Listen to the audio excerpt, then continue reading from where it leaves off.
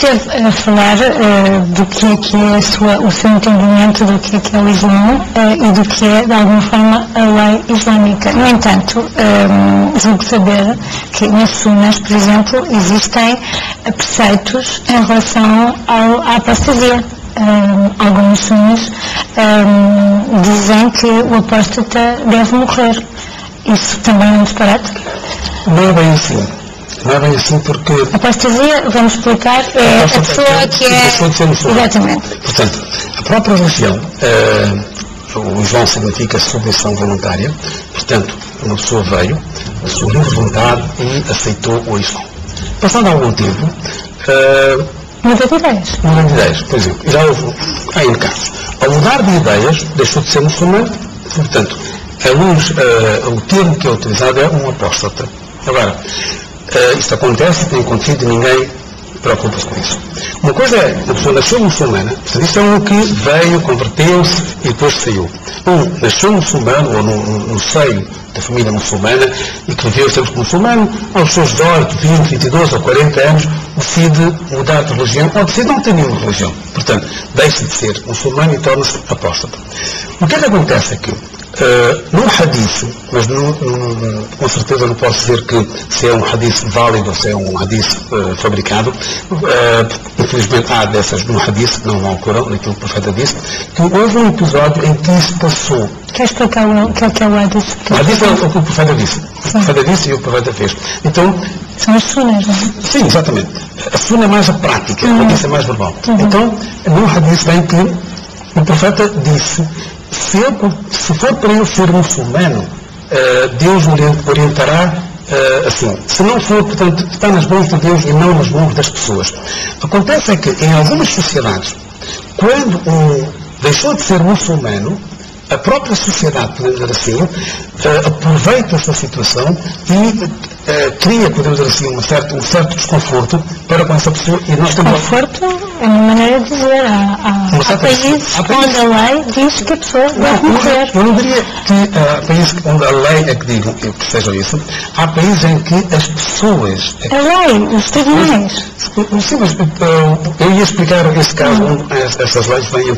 Quando a pessoa, por exemplo, deixou de ser muçulmano e quando começa a denegrir a imagem do Islão, quando começa a dizer as mentiras, então o que os países fazem... Mas vamos lá ver, uma pessoa deixar de ser muçulmana significa denegrir a imagem do Islão? Não, ele deixou de ser muçulmana, mas mais tarde começa a denegrir, começa a escrever coisas sobre o Islão, começa a dizer coisas falsas sobre o Islão, podemos dizer. Falsas? Ou melhor, é a opinião dele. Está bem, mas isto é assim, nós todos não temos uma opinião, não é? Portanto, tu podes dizer algo e ou você não concordar, pode ser que o não concordar comigo significa que você deixou de ser ou deixou de acreditar naquilo que eu disse. Portanto, quando as pessoas deixam de ser muçulmanas e quando, por exemplo, um muçulmano acredita que o livro sagrado foi revelado, é a palavra de Deus. Tudo bem? Agora, quando uma pessoa deixou de ser muçulmano e quando acha que não foi, ele tem que provar que não foi palavras de Deus. Quem lê o Alcorão, quem estuda a ciência do Alcorão... Tem que provar a quem? Não. Tem que provar a quem ele diz que não é a palavra de Deus. Porque é muito fácil eu chegar para... Mas como é que se prova que é a palavra de Deus? É igualmente difícil provar que sim ou que não, não é? Muito simples. Primeiro, quando nós falamos mais concretamente do Alcorão, é ler o Alcorão.